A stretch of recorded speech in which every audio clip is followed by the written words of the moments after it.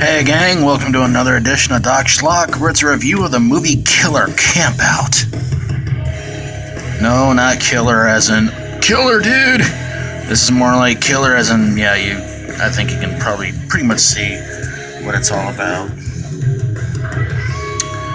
This one is about a bunch of people who get together for a camp out in the forest, and there's a killer going after them.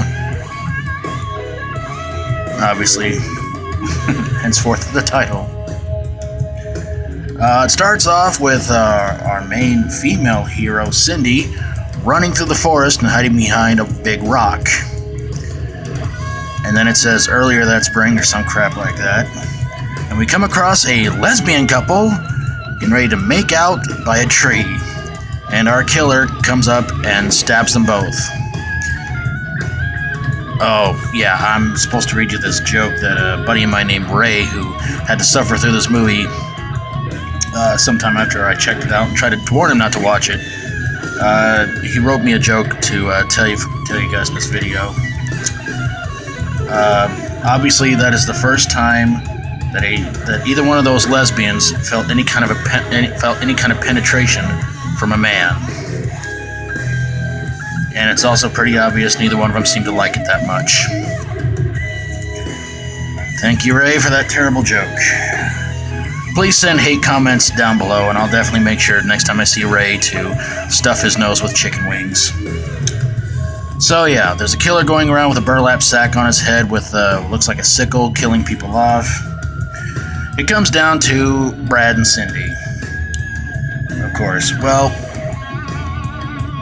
the killer seems to have gotten Brad, and he's going after Cindy, and it looks like it's all over for her, and then Brad shows up, spears the killer down, gets into a fight with him. Cindy comes up from right behind the killer, grabs a sickle, sticks it right into his neck, apparently killing him.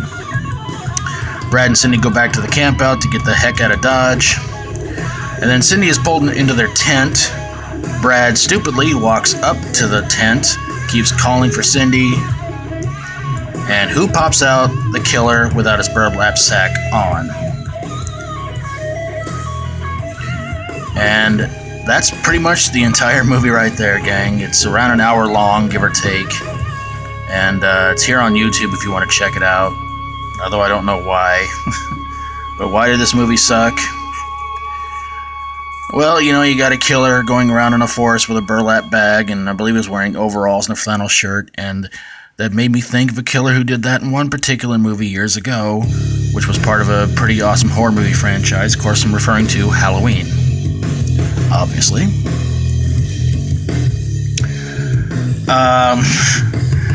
So yeah, the movie's bad all around, but if you have an hour to kill and you want to check it out, God bless you and God help you.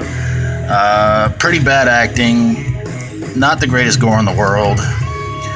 Interesting fact, though, about the movie, the director tried to find somebody to play the killer, but nobody wanted to do it, so the director played the killer in the movie, and honestly, when he popped out of that tent, I really hope that all that fur on him was, I really hope in a way that was just makeup and stuff, because I'm thinking, that's what the director really looked like.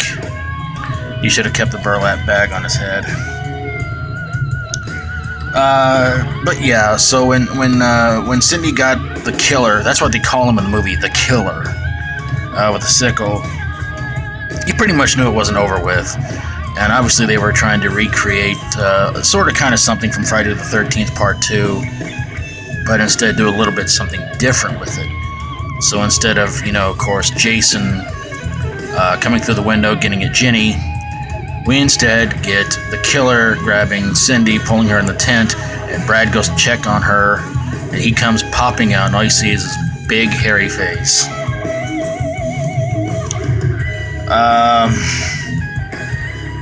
Yeah.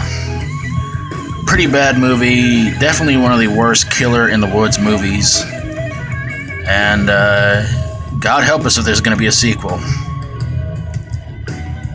I don't know what the budget was on this bad boy, but it couldn't have been that much. Obviously, a lot of these people who were in the movie had to have been locals or friends of the director, something like that. Probably the most entertaining part about this movie is the end credits where they show you bloopers for about 5 or 10 minutes. Yeah. At least it seemed like that way they were kind of acting better. In some ways. But there you guys have it, a review of Killer Campout. If you like my videos, feel free to subscribe. If you have a horror, sci-fi horror, comedy horror, or fantasy horror movie that took place in the woods, or in somebody's backyard, it looked like it took place in the woods, or maybe it just took place in some bushes or something, and you thought to yourself, they could have spent more money making this look a little bit more realistic on everything, send it my way and I'll get on it ASAP. Thank you guys so very, very much for watching, and until next time, as always, stay strong and rock on. Ray, you're in a lot of trouble, my friend.